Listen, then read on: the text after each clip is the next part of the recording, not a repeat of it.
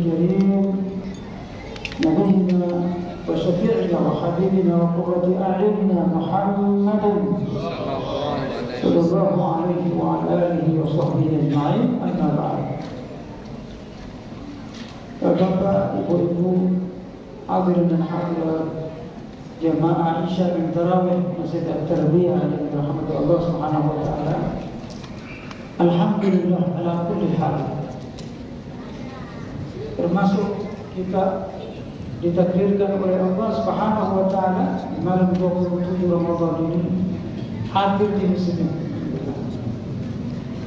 Kalau kita tidak ditakdirkan, dikehendaki oleh Allah untuk beribadah kepadanya, tidak mungkin kita ada di sini. Oleh karena kita bersyukur, alhamdulillah, kita masuk dalam hamba-Nya yang dipilih oleh Allah SWT. Semoga Allah SWT menerima seluruh amal ibadah kita, insyaallah. Amin. Salawat dan salam atas Rasulullah Muhammad SAW serta para sahabat, keluarganya dan kita semua umatnya yang selalu istiqomah terhadap Islam hingga yaumil qiyamah. Jemaah sekalian dirahmati Allah. Allah Subhanahu wa taala berfirman dalam surah Fatir ayat 31 dan 32. A'udzubillahi minasyaitonir rajim. ثم أورثنا الكتاب الذين اصطفينا من عبادنا فمنهم ظالم لنفسه ومنهم مقتصد ومنهم سابق بالخيرات بإذن الله. Ketika kami mewariskan Al-Quran, memberikan Islam ini kepada manusia, kepada umat Islam, memberikan Al-Quran, ayat-ayat Al-Quran, ajaran-ajaran Al-Quran kepada umat Nabi Muhammad melalui Nabi Muhammad SAW. Umat Islam itu terbagi menjadi dua. Umat Islam secara kualitas ibadah itu, kualitas keislamannya itu terbagi menjadi tiga kelompok. Yang pertama, wa minhum zalimun li nafsihi. Kelompok pertama itu kelompok yang mudah menzalimi dirinya. Apa maksudnya menzalimi dirinya ini? Mudah bermaksiat, mudah melakukan dosa. Kelompok pertama ini dia beribadah pada Allah, sholat, puasa, bahkan haji, tapi maksiat jalan terus. Makan yang haram juga, ya. Zina mata juga, zina kuping juga, yang haram disikat juga, tapi dia beribadah. Ini yang disebut zalimun li nafsihi. Mestinya dia sudah menjadi calon surga, tapi karena dia zalimi dirinya dengan dosa, dengan maksiat, maka dia kelompok zalim. Kelompok ini kata Ibnu Abbas radhiyallahu anhu, kalau dia meninggal dunia ini hisabnya berat, bisa transit di neraka dulu. Ya. Yang kedua, kelompok kedua ini adalah wa minhum muqtasidun. Kelompok yang pertengahan, sedang-sedang. Dia melakukan yang wajib, yang fardu, semua ibadah dilakukan, termasuk puasa, sholat tarawih, zakat, sholat 5 waktu. Tetapi dia meninggalkan maksiat, dia menjaga dirinya dari maksiat.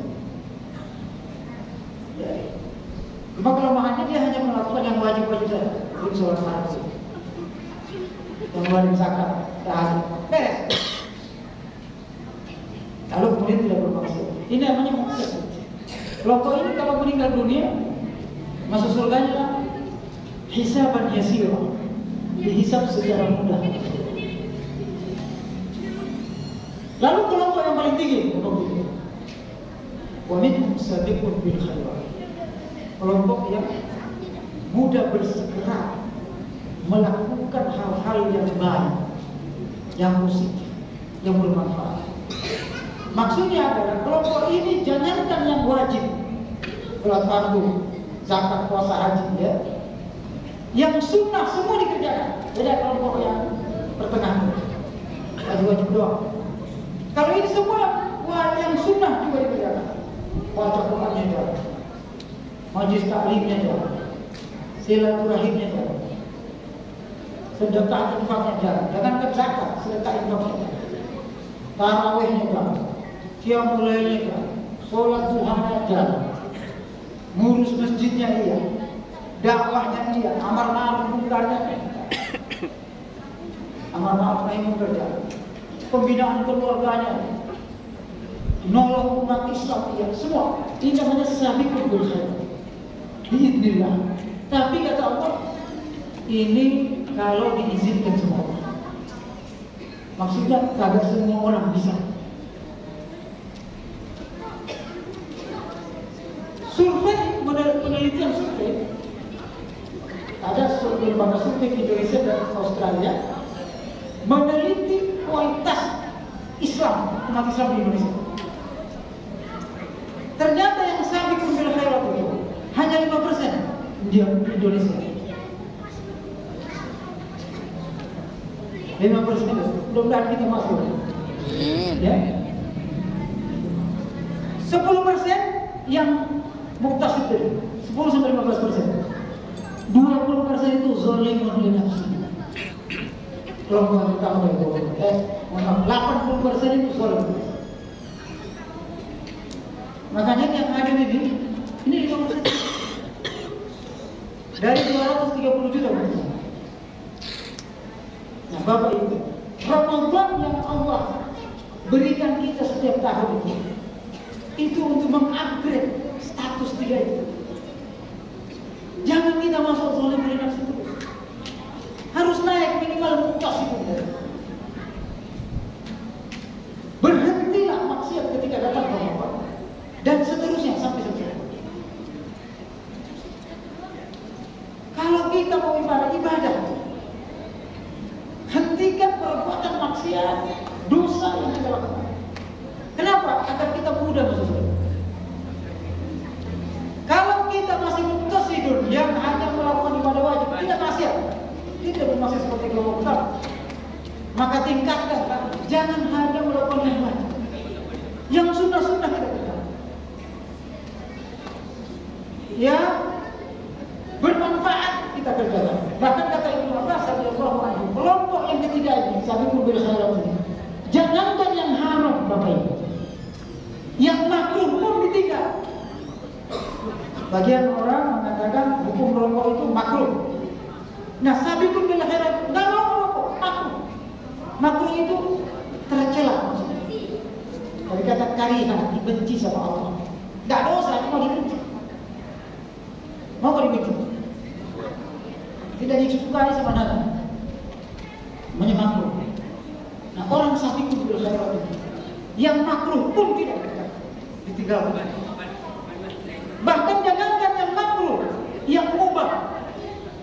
Mubah itu makan di kafe, minum di kafe, nongkrong di kafe, boleh nggak? Boleh, nggak haram. Cuma mubah. Orang yang sabiqul bil khairat, yang mubah pun ditinggal. Kenapa nggak bisa pulang? Kenapa nggak bisa? Sekarang ini lebih banyak anak muda di kafe daripada di masjid kan? Betul kan? Lebih banyak ibu-ibu yang ada di sini di masjid ini. Lebih banyak ibu-ibu yang di pasar, di toko-toko sekarang ini daripada yang ada di masjid, di mall-mall. Saya sini telat tadi, sholat saya telat karena macetnya minta ampun. Mestinya malam 27 ini orang pada di masjid, tapi jalan raya penuh pasar semua. Seakan-akan itu pasar mau habis. Kenapa Bapak Ibu sekalian? Gak usah disalahin, karena levelnya itu zalim li nafsi 80%. Hasil survei. Nah, Bapak Ibu sekalian, rahmati Allah. Ramadan ini datang untuk mengupgrade status kita itu, untuk menaikkan, memperbaiki level keislaman kita itu. Kenapa Bapak sekalian? Kalau kelompok pertama tadi dihisabnya sadidah, kelompok kedua itu hisabkan yasir, mudah saja, tapi masih dihisab. Kalau kelompok ketiga Bapak sekalian, kata Ibnu Abbas, masuk surganya itu bighairi hisab, bukan hisab dia. Bighairi hisab itu tanpa diaudit lagi, diperiksa ada amal ibadah, langsung masuk surga.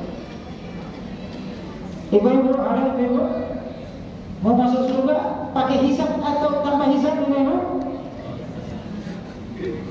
Suatu ketika Nabi Muhammad SAW menasihati istrinya Aisyah radhiyallahu anha. Ini kalau nasihat kepada istri biasanya khusus, Pak.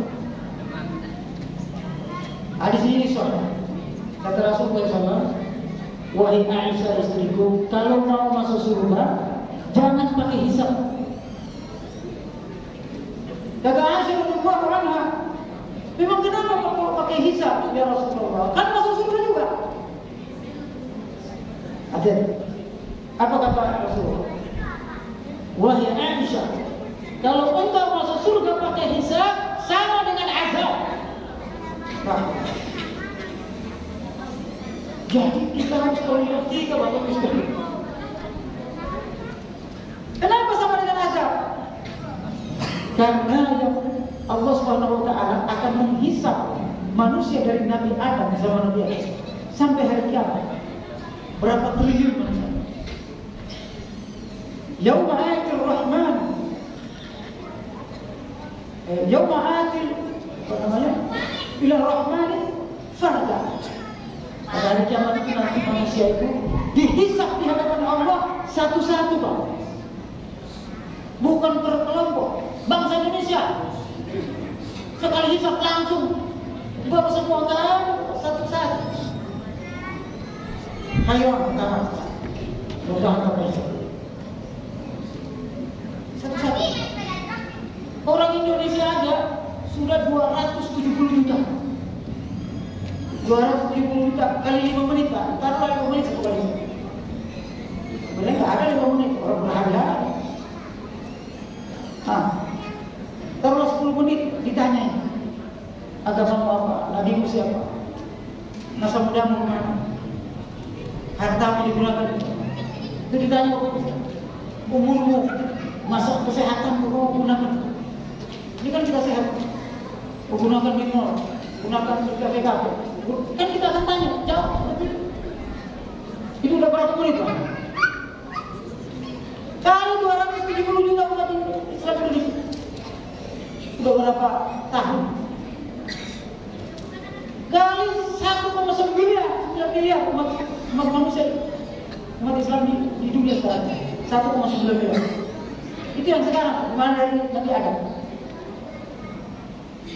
Nah, kira-kira kita mau antri sepanjang itu. Ya Allah, mau semua. Oleh karenanya Bapak Ibu sekalian, rubah status, jangan sampai seperti yang dirubah. Rubah status kita dari zalimun nafsi menjadi sabiqun bil haqq. Seandainya kita masuk surga tanpa ditanya-tanya langsung. Jadi Bapak Ibu sekalian, selera masuk surga juga harus diperiksa ulang. Jangan yang penting masuk surga, apalagi kita masuk surga. Nah Bapak Ibu sekalian, kunci masuk surga itu ada di sini. Ini selalu disampaikan selama Ramadan. Karena Ramadan itu bulan surga. Tidak ada pintu surga yang 8-8 itu dibuka kecuali hanya di bulan Ramadan. Tidak ada pintu neraka, 7 pintu neraka itu ditutup kecuali hanya di bulan Ramadan. Nah, kita mau surga di pintu, bukannya di pintunya dibuka atau hanya di bulan Ramadan. Tidak ada Lailatul Qadar itu turun kecuali di bulan Ramadan. Tidak ada di bulan lain penentuan takdir hamba, bahagia atau sengsara kalau di bulan Ramadan. Jadi takdir kita itu bisa dirubah di bulan Ramadan. Namanya malam takdir, malam Lailatul Qadar. Itu hanya di bulan Ramadan. Oleh takdir kita menjadi masuk surga tanpa hisab. Pertama, iman dan amal soleh. Iman kita diperkuat, amal soleh kita diperkuat. Tapi amal soleh, sholat, puasa, zakat, haji dan seterusnya, itu amal soleh. Infak, sedekah, ibadah dan sholat. Yang kedua, Bapak Ibu sekalian, jangan sisakan ada dosa di hati kita. Walaupun kita 1000 kali naik haji, Pak, Bapak Ibu, sholat ratusan tahun, kalau dosa masih ada, karena bisa masuk surga. Karena surga itu suci, tidak menerima kecuali yang suci. Nabi Adam aja cuma makan buah huldi, padahal sudah ada di surga, harus diusir dari sini. Bagaimana kita makan bukan cuma buah huldi? Ya, semua buah kita makan, enggak? Riba dimakan, haram dimakan, makin susah bersurga itu. Oleh karenanya, Bapak Ibu, Ramadan Allah turunkan ini untuk menghapus dosa itu, sehingga kita bersih. Apa kata Rasulullah SAW? Man shoma Ramadhana imanan wa ihtisaban ghufira. Siapa yang puasa dengan yakin dan ikhlas, dia tulis dosanya. Man qama Ramadhana, siapa yang salat tarawih, salat tahajud di bulan Ramadan dengan iman dan keikhlasan dan zikir, dihapus semua dosa. Seakan-akan Ramadan itu datang menghapuskan dosa. Nah, dua ini Bapak Ibu sekalian, jangan sampai nah cuma dosa kita di hati ini, Pak. Ada dua juga. Ada nama penyebab dosa itu, ada yang pertama syahwatul farji, syahwatnya kemaluan. Orang selingkuh, seks dan seterusnya, berzina itu karena kemaluan. Ini hati-hati. Zaman kita ini seks keluarga sudah. Gambar porno itu merajalela. Anak SD sekarang Bapak Ibu 80% sudah melihat porno. SMP 100%, SMA apalagi sudah praktik banget. Tuh, bagaimana hati nggak menembus? Syahwatul farj. Padahal syahwatul farj ini Bapak Ibu yang sudah menikah, kira-kira hubungan suami istri itu enaknya berapa jam? 5 menit. Masa 5 menit kita masuk hati neraka? Apa kita mikir? Ya, kita punya istri di Jakarta. Gak usah lihat istri orang lain, Pak. Lihat perempuan lain. Itu nafsu farj, syahwatul farj. Yang kedua, syahwatul batin, syahwat perut. Orang mencuri, membunuh, korupsi, macam-macam, pencucian uang macam-macam, itu karena perut. Padahal yang dia makan sepiring doang. Kira-kira 349 triliun itu kalau dia makan sekaligus nggak? Nggak bisa dimakan, paling dia makan sepiring doang. Betul nggak? Kira-kira yang dia pakai emas langsung 1 triliun satu kali pakai. Itu duit di bank, jadi jual semua. Kalau banknya kebakaran habis semua. Betul. Kenapa kita harus masuk neraka? Karena 2 piring nasi yang kita makan. Makan itu enaknya di sini dong. Mau makan bakso, mau makan kambing guling, saya baru makan kambing guling. Di telpon. Harus orang di telpon. Makan kambing guling. Biasa aja Pak, cuma di sini dong yang enak. Bapak Ibu saya, kita ukurin berapa senti. Nikmatnya dunia makan itu Bapak Ibu sekalian, cuma 5 senti juga. Kalau tadi 5 menit, ini 5 senti. Masa 5 senti ini kita harus masuk penjara, harus membunuh orang, Pak, harus nipu orang yang cuma 5 menit, 5 senti. Bodoh amat kita. Jadi Bapak Ibu sekalian, syahwatul farji dan syahwatul batni, syahwat kemaluan dan syahwat perut. Hati-hati. Makanya kita disuruh puasa agar supaya bisa mengendalikan 2 syahwat. Makanya kita disuruh tidak minum, berpuasa makan minum, agar supaya kita bisa mengendalikan nafsu batin. Makanya kita dilarang siang hari berhubungan sama istri, agar supaya kita bisa lepas, bebas dari syahwat farji, sehingga kita naik bersih hatinya dan masuk surga. Kata Allah, yauma la yanfa'u malun wala banun illa man ata Allah di qalbin salim. Pada hari kiamat nanti tidak akan berharga lagi harta yang dikorupsi, apalagi anak-anak tidak kedudukan, jabatan, pangkat, jenderal, nyawa manfaat. Kecuali orang yang menghadap Allah dengan hati yang bersih dari dosa, dia akan masuk surga. Masukkan surga Allah Subhanahu wa taala. Demikian, semoga ada manfaatnya. Kurang lebihnya semoga ini penambahan barangkali lebih dari 15 menit ya.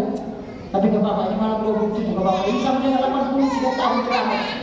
Ya, Bapak itu dengan ceramah 83 tahun. Terawih hari ini 83 tahun. Hari ini terawih sampai jam 12 malam. Ya, Bapak Ibu. Kalau takut Bapak Ibu pada kabur. Billahi taufiq wal hidayah. Assalamualaikum warahmatullahi wabarakatuh.